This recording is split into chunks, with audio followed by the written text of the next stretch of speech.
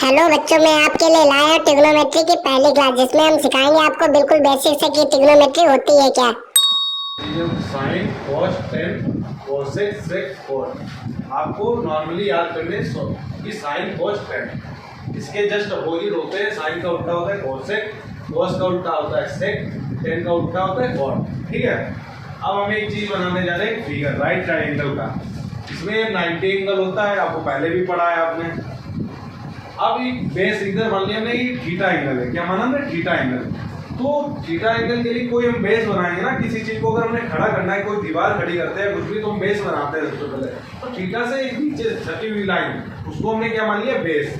अच्छा, बेस के बाद क्या करते हैं? पिलर खड़ा करना स्टार्ट करते हैं, तो एक परपेंडिकुलर लाइन बनाती है। तो एक परपेंडिकुलर लाइन हो गई थीटा जो जस्ट सामने होती है, नीचे से जस्ट ऊपर। ठीक है, उसके सामने उन दोनों को जो लाइन मिलाती है वो होती है हाइपोटेन्यूज। इस तरीके से याद करें, या 90 एंगल के सामने और सबसे लंबी सबसे बड़ी जो लाइन होती है उसे क्या कहेंगे? हाइपोटेन्यूज। जो नीचे वाली लाइन है थीटा के जस्ट सटी हुई, उसे कहते हैं बेस। थीटा के जस्ट सामने जो होती है, थीटा के जस्ट सामने या 90 और बेस को मिलाकर जो सीधी खड़ी होती है उसको क्या कहते हैं? परपेंडिकुलर।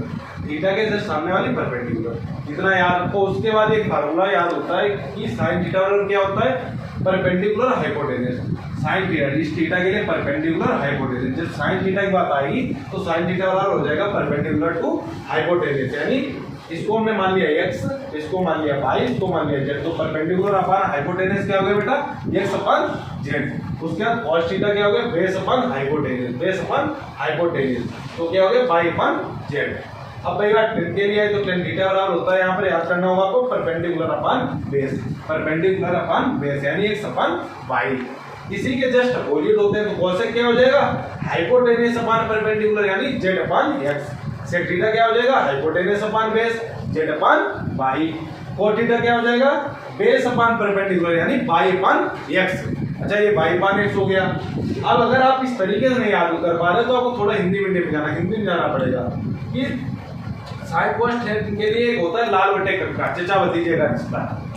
लाल बटे कक्का बहुत चलता है अपने यहाँ, तो हिंदी में आने के लिए, कटियारी में आने के लिए लाल बटे कक्का होना बहुत जरूरी है। तो जो परपेंडिकुलर होता है उसे हिंदी में कहते हैं लंब यानी यल।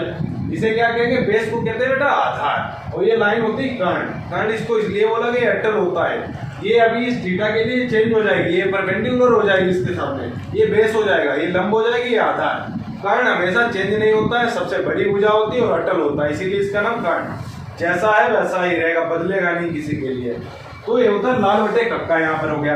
अब साइन थीटा बराबर क्या हो जाएगा? लाल बटे कक्का से याद रखें, लंब बटे कर्ण, लंब बटे कर्ण, इस तरीके से। फिर आता है कॉस, साइन के बाद कॉस आता है, आधार बटे कर्ण, लाल बटे कक्का में आधार बटे कर्ण। देन आता है लंब बटे आधार। ठीक है, ये आपके लिए ट्रिक अच्छी से फॉलो करनी होगी आपको। इसके जस्ट अपोजिट होते हैं, उल्टे होते हैं कोसेक सेक टेन, तो इधर करते हैं कर्ण बटे लंब, कर्ण बटे आधार, आधार बटे कि यहाँ पर क्या था? एक कोऑर्डिनेट बनाया, ये O था, ये x था, इधर क्या हो जाता था? x dash. सब 9 से आप पढ़ के आए, y ये y डैश।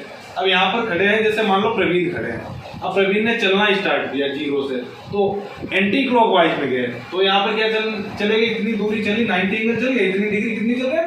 90। फिर आगे धीरे धीरे बढ़ते गए यहाँ पर आते हुए कितनी हो गए? 180।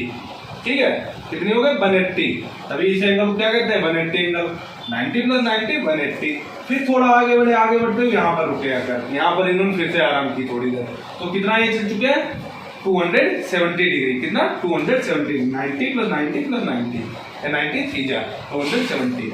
फिर आगे जाते जाते अपने स्थान पर पहुंच गए, लेकिन इन्होंने देखा ये कितना घूम चुके थे, पूरा एक चक्कर लगा चुके थे, 360 डिग्री कंप्लीट कर चुके थे, 360 डिग्री कंप्लीट कर चुके थे। एक चक्कर इनका लग गया, लेकिन एक किस डायरेक्शन गए? बताओ, क्लॉकवाइज गए या एंटी क्लॉकवाइज? क्लॉकवाइज क्यों होती? घड़ी कैसे चलती? सुई यहाँ से चलती है आगे की तरफ, तो उसे क्या कहते हैं? जो सुइयां चलती हैं, घड़ी देखी है ना, अब तो मोबाइल चलने लगे, घड़ी कहाँ देखोगे? डिजिटल आने लगी है, तो इधर सुई चलती थी, तो उसे कहते हैं क्लॉकवाइज डायरेक्शन। उसके जस्ट जो उल्टी होती है, एंटी मतलब विपरीत, तो एंटी क्लॉकवाइज। यहाँ पर क्या हो रहा है? उल्टा चल रही है। जब कोई डायरेक्शन हम एंटी क्लॉकवाइज लेते हैं, यहाँ पर इसमें एंटी क्लॉकवाइज डायरेक्शन में अगर हम एंगल्स नापेंगे तो वो ऑलवेज कैसे होंगे? पॉजिटिव। एंटी क्लॉकवाइज डायरेक्शन में कैसे होंगे? Positive angle. कैसे लेंगे? Positive angle. अच्छा यही अगर ये उल्टा यहाँ से चलना स्टार्ट कर देंगे, नहीं हम फिर से अगर वैसे ही जाएंगे, आ चुका है लेकिन नहीं, उसे मन है कि दोबारा घूमे, थोड़ा पागल टाइप का है और पागल ही लोग आगे कुछ करते हैं। तो प्रवीण ने क्या किया, दोबारा यहाँ से स्टार्ट किया है, तो यहाँ से अगर चलना स्टार्ट किया तो इधर इनका क्या आ जाएगा, 90 डिग्री आएगा, आएगा। फिर 90 बाद गए यहाँ पर -180 डिग्री, ठीक, माइनस का। फिर यहाँ आगे गए, कितना हो गया, -270 डिग्री। यहाँ पर पहुंच गए 0 जगह तो क्या हो गया, -360 डिग्री। अगर वो क्लॉकवाइज डायरेक्शन में घूम रहा है, इसमें घूम रहा है, अगर वो क्लॉकवाइज डायरेक्शन में घूम रहा है, अगर भाई क्लॉकवाइज डायरेक्शन में घूम रहा है तो वो पॉजिटिव एंगल होंगे। अगर वो घूम रहा है एंटी क्लॉकवाइज में तो कैसे होंगे एंगल, नेगेटिव। थीटा, फिर से हमने क्या बनाया, एक राइट ट्राइंगल बना दिया, ठीक है। अभी आपको बताया था ये 90 डिग्री है, इसे हमने थीटा मान लिया, ये ए बी सी। तो साइन थीटा बराबर क्या हो जाएगा बेटा, साइन थीटा बराबर बताओ क्या हो जाएगा, ए बी अपान ए सी हो जाएगा, ए बी अपान ए सी हो गया। भाई अगर cos थीटा पूछ ले तो cos थीटा क्या हो जाएगा, B C upon A C, क्यों, base upon hypotenuse. cos theta बराबर B C upon A C. Tan theta बराबर क्या होता है, A B upon B C, perpendicular upon base, ठीक। अब हम क्या करते हैं, टेन थीटा बराबर ही लिख लेते हैं, यहाँ पे लिख लिया, टेन थीटा बराबर क्या हो गया, ए बी अपान बी सी।